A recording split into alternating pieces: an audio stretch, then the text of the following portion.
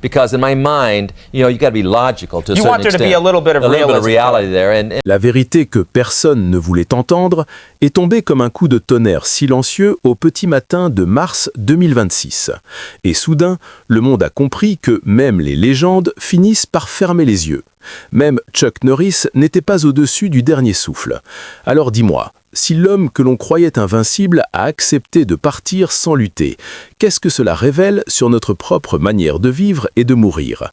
Car pendant des décennies, nous avons ri, partagé, répété ces blagues absurdes qui le plaçaient au-dessus de la mort elle-même, comme si le temps n'avait aucune emprise sur lui, comme si chaque ride refusait de s'installer par peur de son regard.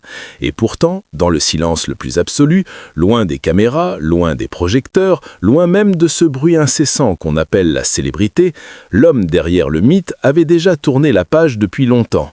Et ce que personne n'avait vu venir, ce n'est pas sa disparition, mais la manière dont il avait choisi de vivre ses derniers instants. Car pendant que le monde continuait de le figer dans une image d'éternité, lui avait déjà compris quelque chose d'essentiel, quelque chose de profondément humain, presque dérangeant dans sa simplicité. Il avait accepté la fin, non pas comme une défaite, mais comme une transformation. Et c'est précisément là que commence la vraie histoire, pas celle du héros, mais celle de l'homme. Car pour comprendre ce qui s'est réellement joué dans ces derniers jours, il faut abandonner les clichés, oublier les combats chorégraphiés, les victoires spectaculaires, les regards d'acier, et se déplacer très loin, jusqu'à une île bercée du souffle du Pacifique, là où tout ralentit, là où le temps semble respirer différemment, là où Carlos Ray Norris avait choisi de reconstruire sa vérité loin du monde. Car dès 2015, bien avant que l'idée même de la fin ne s'impose, il avait posé un acte qui, à l'époque, semblait anodin, mais qui aujourd'hui résonne comme une décision prophétique. Il avait acquis un domaine isolé à Hawaï, non pas pour fuir, mais pour se retrouver. Non pas pour s'éloigner des autres, mais pour se rapprocher de l'essentiel. Et ce lieu n'était pas un caprice de star, c'était un sanctuaire, un espace où l'homme pouvait enfin respirer sans masque, sans rôle, sans attente. Et dans ce décor presque irréel, entouré de nature brute, de vent, de silence et de lumière, il a lentement abandonné l'armure du guerrier pour devenir quelque chose de beaucoup plus rare, un homme en paix. Et c'est là que le premier choc intervient, car comment celui qui incarnait la force pure a-t-il pu choisir la douceur? Comment celui qui dominait ses adversaires a-t-il appris à simplement contempler? Et surtout, pourquoi ce choix nous bouleverse autant aujourd'hui? La réponse se trouve dans ce que nous refusons souvent de voir, car dans un monde obsédé par la performance, la vitesse, la domination, choisir la lenteur devient un acte de courage, choisir l'amour devient une forme de puissance, et choisir de se retirer devient peut-être la plus grande victoire. Car au cœur de ce paradis discret, il n'était plus une icône, il n'était plus une légende, il était un mari, un homme profondément attaché à celle qui partageait sa vie, Jenna O'Kelly. Et ceux qui connaissent leur histoire savent déjà que ce lien n'était pas ordinaire, car des années auparavant, il avait déjà fait un choix que peu d'hommes auraient osé faire. Il avait quitté Hollywood, abandonné une carrière monumentale, simplement pour être présent, simplement pour aimer, simplement pour protéger. Et dans ce geste, il avait déjà révélé une vérité que personne n'avait vraiment comprise à l'époque. La véritable force n'est pas dans le combat, elle est dans la fidélité, dans la présence, dans cette capacité à rester quand tout pousse à partir. Et dans ce refuge hawaïen, leurs jours s'écoulaient loin du bruit, loin du regard des autres, rythmés par des gestes simples, des silences partagés, des couchers de soleil qui ne demandaient rien d'autre que d'être regardés ensemble. Et pendant que le monde continuait de fantasmer sur l'invincibilité de Chuck Norris, lui construisait quelque chose de beaucoup plus précieux, une paix intérieure, une sérénité que ni les trophées ni les applaudissements ne peuvent offrir. Mais ce que personne ne pouvait imaginer, c'est que cette retraite n'était pas une fin, c'était une préparation. Car 9 jours avant son dernier souffle, quelque chose d'inattendu allait se produire, quelque chose qui allait bouleverser de millions de personnes. Car l'homme que l'on croyait retiré allait réapparaître une dernière fois, non pas pour prouver qu'il était encore fort, mais pour transmettre un message si simple en apparence et pourtant si puissant qu'il allait redéfinir la manière dont nous percevons le temps, la vie vieillesse et la vie elle-même. Alors que s'est-il réellement produit dans ces derniers jours? Pourquoi ce moment précis a-t-il marqué un tournant? Et surtout, quelle vérité cachée se dissimule derrière ce dernier geste? Car ce n'était pas un adieu, c'était une révélation. Et ce que tu vas découvrir dans la suite pourrait bien changer ta façon de voir chaque jour qui passe. Partie 2. Le dernier message qui a défié le temps. 9 jours avant que le monde ne s'effondre dans un silence incrédule, une image est apparue sans prévenir, sans mise en scène, sans stratégie, comme un éclat de vérité brute que personne n'était prêt à recevoir. Et en quelques secondes, elle a brisé toutes les attentes, car au lieu d'un homme affaibli, au lieu d'une icône fatiguée par les années, c'est Chuck Norris lui-même qui s'est dressé face à l'objectif, debout, solide, ancré dans le présent, frappant un sac de frappe avec une précision presque irréelle. Et dis-moi, comment un homme de 86 ans peut-il encore incarner une telle intensité sans que cela ne cache quelque chose de plus profond? Car chaque coup porté ne ressemblait pas à une lutte contre le temps, mais à une célébration de l'instant, une déclaration silencieuse que la vie ne se mesure pas en années, mais en présence. Et dans cette lumière dorée d'Hawaï, avec le souffle du vent mêlé au rythme régulier de ses gestes, il n'y avait ni nostalgie, ni défi, seulement une évidence tranquille, celle d'un homme qui avait déjà compris ce que la plupart refusent d'accepter. Puis soudain, il s'est arrêté. Son regard s'est fixé droit dans l'objectif. Et dans ce court instant suspendu, quelque chose d'indéfinissable a traversé l'écran. Une forme de paix, presque dérangeante dans sa simplicité. Et c'est là qu'il a prononcé cette phrase. Une phrase que des millions de personnes allaient entendre sans en saisir immédiatement toute la portée. Il a dit qu'il ne vieillissait pas, qu'il montait simplement en niveau. Et sur le moment, beaucoup ont souri, certains ont ri, d'autres ont applaudi, pensant retrouver cette légèreté qui avait construit sa légende. Mais en réalité, ce n'était pas une plaisanterie, ce n'était pas une posture, c'était une clé. Une vérité nue, presque spirituelle, car derrière ces mots se cachait une vision du monde profondément transformée, une manière d'habiter le temps qui ne dépend ni du corps, ni des apparences, mais de quelque chose de bien plus vaste. Et c'est là que le véritable choc commence, car si vieillir n'est pas perdre, mais évoluer, alors toute notre peur du temps devient inutile, toute notre angoisse face aux années qui passent s'effondre, et tout à coup, la question change. Il ne s'agit plus de savoir combien de temps il nous reste, mais ce que nous faisons de ce que nous avons déjà. Et dans ce message, Carlos Rey Norris ne parlait pas seulement de lui, il parlait de nous tous. Il offrait une perspective que peu de gens osent adopter, celle où chaque étape de la vie devient une ascension intérieure, un approfondissement, une épuration, et non une lente dégradation. Et pourtant, ce qui rend ce moment encore plus bouleversant, c'est que derrière cette démonstration de force apparente se cachait une intention totalement différente. Car il ne cherchait pas à rassurer le monde, il ne cherchait pas à entretenir son image, il ne cherchait même pas à prouver quoi que ce soit. Toute cette énergie, toute cette maîtrise, toute cette présence n'était dirigée que vers un seul objectif, invisible pour le grand public, mais absolument central dans ces derniers jours. Car lorsqu'un homme arrive au seuil de sa propre fin, tout ce qui est superficiel disparaît, tout ce qui est artificiel s'efface, et il ne reste qu'une seule chose, une seule vérité, celle du cœur. Alors pourquoi a-t-il choisi ce moment précis pour apparaître? Pourquoi a-t-il décidé de livrer ce message maintenant? Et surtout, à qui s'adressait-il réellement? Car contrairement à ce que beaucoup ont cru, ce n'était pas au monde entier, ce n'était pas aux fans, ce n'était pas à l'industrie, c'était à ceux qui comptaient vraiment, à ceux qui allaient rester après lui, à ceux qui allaient porter sa mémoire. Et dans cette perspective, chaque geste prend une dimension nouvelle, chaque parole devient un héritage, et ce que l'on prenait pour une simple vidéo devient en réalité une transmission, un passage de relais invisible entre un homme qui s'apprête à partir et ceux qui doivent continuer. Car dans l'intimité de son domaine hawaïen, loin des regards, loin des commentaires, loin des projections, une autre réalité se jouait, beaucoup plus silencieuse, beaucoup plus essentielle. Une réalité où la force ne servait plus à combattre, mais à aimer, où l'énergie ne servait plus à briller, mais à protéger. Et ce que personne n'avait encore compris à ce moment précis, c'est que derrière cette dernière apparition se cachait une décision encore plus bouleversante. Une décision qui n'avait rien à voir avec la gloire, rien à voir avec la carrière, rien à voir avec le mythe, mais tout à voir avec l'essence même de ce qui donne un sens à une vie. Car dans les jours qui ont suivi, alors que le monde continuait de partager cette vidéo avec fascination, lui s'éloignait encore davantage du regard extérieur, comme s'il avait déjà tout dit, comme s'il n'avait plus rien à prouver.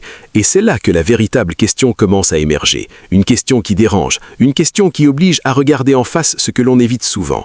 Si tout s'arrête demain, qu'est-ce qui comptera vraiment ? Et la réponse qu'il a choisi de donner dans le silence de ces derniers jours va bouleverser tout ce que tu pensais savoir sur la réussite, la force et l'héritage. La vérité que personne ne voulait entendre est tombée comme un coup de tonnerre silencieux au petit matin de mars 2026. Et soudain, le monde a compris que même les légendes finissent par fermer les yeux. Même Chuck Norris n'était pas au-dessus du dernier souffle.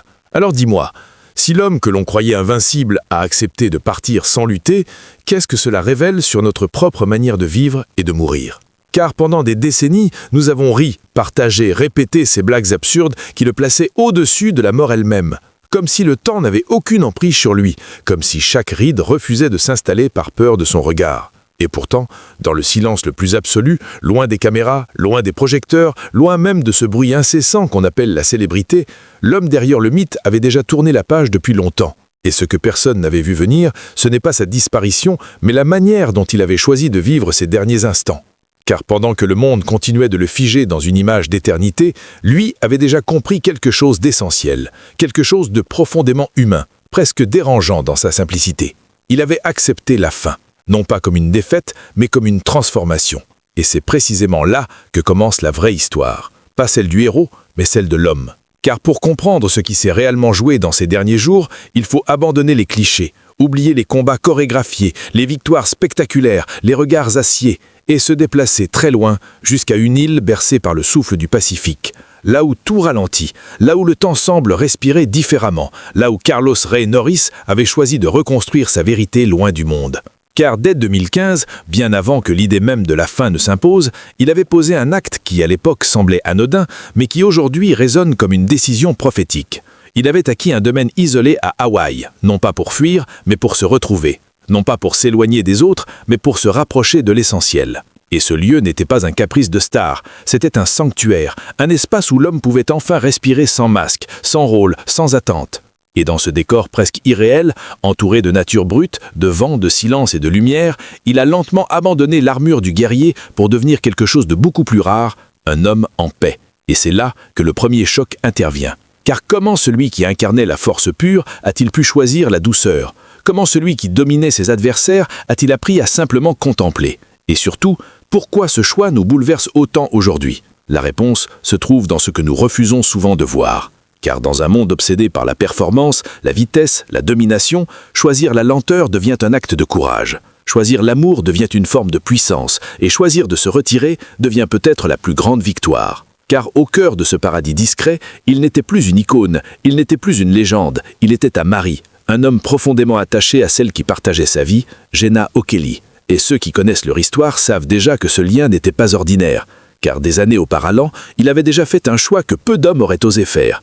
Il avait quitté Hollywood, abandonné une carrière monumentale simplement pour être présent, simplement pour aimer, simplement pour protéger. Et dans ce geste, il avait déjà révélé une vérité que personne n'avait vraiment comprise à l'époque. La véritable force n'est pas dans le combat, elle est dans la fidélité, dans la présence, dans cette capacité à rester quand tout pousse à partir. Et dans ce refuge hawaïen, leurs jours s'écoulaient loin du bruit, loin du regard des autres, rythmés par des gestes simples, des silences partagés, des couchers de soleil qui ne demandaient rien d'autre que d'être regardés ensemble. Et pendant que le monde continuait de fantasmer sur l'invincibilité de Chuck Norris, lui construisait quelque chose de beaucoup plus précieux, une paix intérieure, une sérénité que ni les trophées ni les applaudissements ne peuvent offrir. Mais ce que personne ne pouvait imaginer, c'est que cette retraite n'était pas une fin, c'était une préparation. Car 9 jours avant son dernier souffle, quelque chose d'inattendu allait se produire, quelque chose qui allait bouleverser des millions de personnes, car l'homme que l'on croyait retiré allait réapparaître une dernière fois, non pas pour prouver qu'il était encore fort, mais pour transmettre un message si simple en apparence et pourtant si puissant qu'il allait redéfinir la manière dont nous percevons le temps, la vieillesse et la vie elle-même. Alors que s'est-il réellement passé dans ces derniers jours? Pourquoi ce moment précis a-t-il marqué un tournant? Et surtout, quelle vérité cachée se dissimule derrière ce dernier geste? Car ce n'était pas un adieu, c'était une révélation. Et ce que tu vas découvrir dans la suite pourrait bien changer ta façon de voir chaque jour qui passe. Le 19 mars 2026 n'a pas commencé comme un jour historique. Il n'y a eu ni fracas, ni tension, ni signe avant-coureur capable d'alerter le monde que quelque chose d'irréversible était sur le point de se produire. Et pourtant, dans la douceur presque irréelle de cette matinée hawaïenne, baignée d'une lumière dorée qui semblait suspendre le temps lui-même, Chuck Norris a simplement cessé de respirer, sans lutte, sans peur, sans ce chaos que l'on associe si souvent à la fin. Alors dis-moi, comment un homme que l'on a toujours vu affronter le danger peut-il quitter ce monde avec une telle sérénité ? Car dans cette pièce silencieuse, entourée des siens, il n'y avait ni drame ni résistance, seulement une présence, celle d'une famille unie, celle d'une main tenue jusqu'à la dernière seconde, celle de Jenna O'Kelly. Et dans ce geste, si simple en apparence, se cache peut-être la plus grande victoire de toute son existence, car ce n'est pas dans un combat qu'il a triomphé, mais dans sa capacité à rester profondément humain jusqu'au bout. Et ce contraste bouleversant entre la vie spectaculaire que le public connaissait et la simplicité de son départ crée une émotion presque indescriptible, comme si toute son histoire se condensait dans cet instant précis. Car il n'a pas quitté ce monde dans une chambre froide, impersonnelle, déconnecté de tout ce qu'il avait construit. Il s'est éteint chez lui, dans ce sanctuaire qu'il avait choisi, dans cet espace où chaque souvenir, chaque souffle, chaque silence avait un sens. Et cette image, celle d'un homme qui ferme les yeux dans la paix absolue, loin du tumulte, loin des attentes, loin de l'image qu'on lui avait imposée, devient une leçon silencieuse d'une puissance rare, car il nous oblige à revoir tout ce que l'on pense savoir sur la fin, sur la réussite, sur ce qui mérite réellement d'être poursuivi.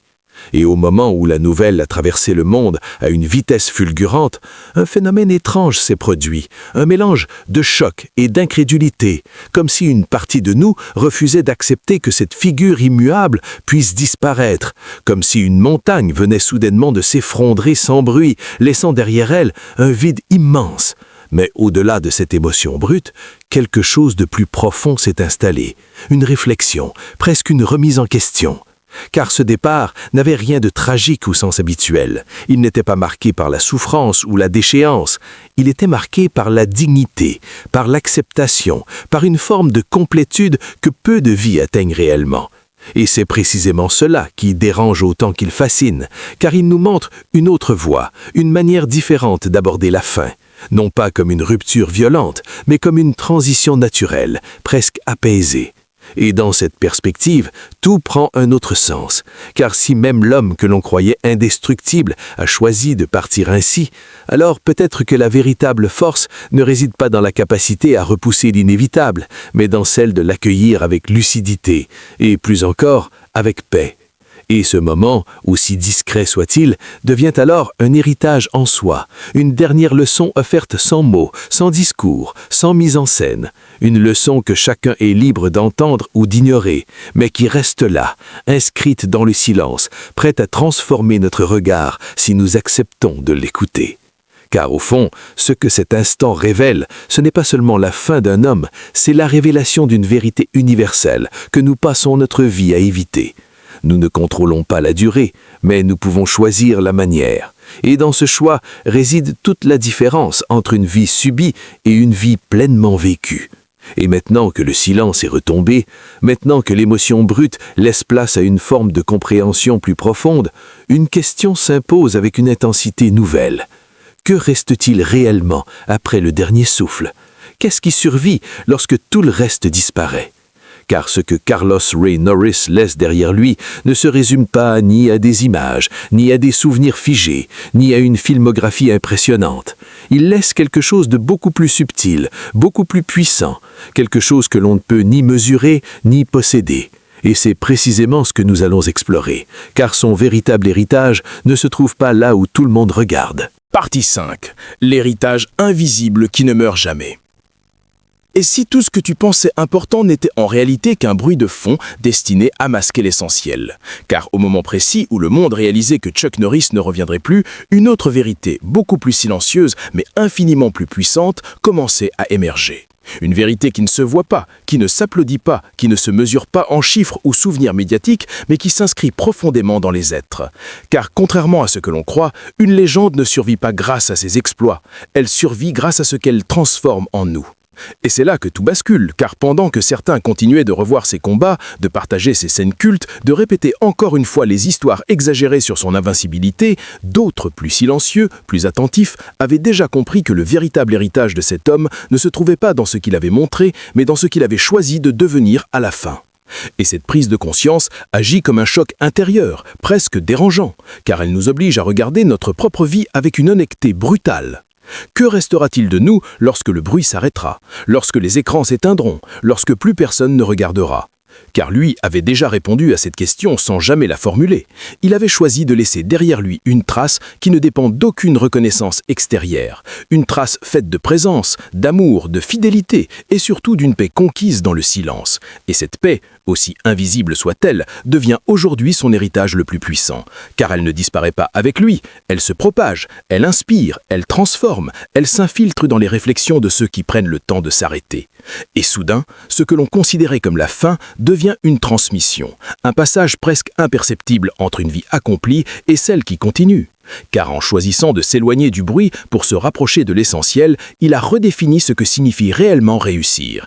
Il a déplacé le centre de gravité de l'existence, loin des regards, loin des attentes, vers quelque chose de plus intime, de plus vrai, de plus durable. Et cette redéfinition agit comme un miroir, car elle nous renvoie directement à nos propres choix, à nos propres priorités, à cette course permanente dans laquelle nous sommes engagés sans même savoir pourquoi. Et c'est là que le twist final se révèle avec une clarté implacable. L'homme que le monde entier croyait invincible n'a jamais cherché à vaincre la mort. Il a simplement appris à vivre de manière à ne pas la craindre. Et dans cette simplicité apparente se cache une révolution intérieure. Car cela signifie que la véritable invincibilité n'est pas physique, elle est spirituelle, elle est émotionnelle. Elle est dans cette capacité à aimer sans condition, à donner sans attendre, à être présent sans se disperser. Et tout à coup, l'image du guerrier change définitivement. Il n'est plus celui qui frappe, il est celui qui apaise. Il n'est plus celui qui domine, il est celui qui comprend. Et dans cette transformation se trouve la clé que tant de gens cherchent sans jamais la trouver. Car elle ne se situe pas dans ce que l'on accumule, mais dans ce que l'on construit à l'intérieur. Et plus encore, dans ce que l'on laisse vivre après soi. Car au fond, ce que Carlos Reynoris nous a légué dans ce silence final, ce n'est pas une leçon imposée, ce n'est pas un discours, ce n'est pas une morale, c'est une invitation à ralentir, à regarder autrement, à réévaluer ce qui compte réellement avant qu'il ne soit trop tard. Et cette invitation, chacun est libre de l'accepter ou de l'ignorer. Mais une fois qu'on l'a entendue, il devient presque impossible de revenir en arrière, car quelque chose s'est ouvert, quelque chose a bougé, quelque chose a changé dans notre manière de percevoir le temps, l'amour et la fin. Et maintenant que cette histoire touche à sa fin, une dernière question reste suspendue. Une question simple, mais terriblement puissante. Si aujourd'hui était ton dernier jour, serais-tu en paix avec ce que tu laisses derrière toi? Ou continuerais-tu à courir après des choses qui disparaîtront avec toi? Prends un instant, pas demain, pas plus tard, maintenant, pour ressentir la réponse, car c'est peut-être là que commence ta propre transformation.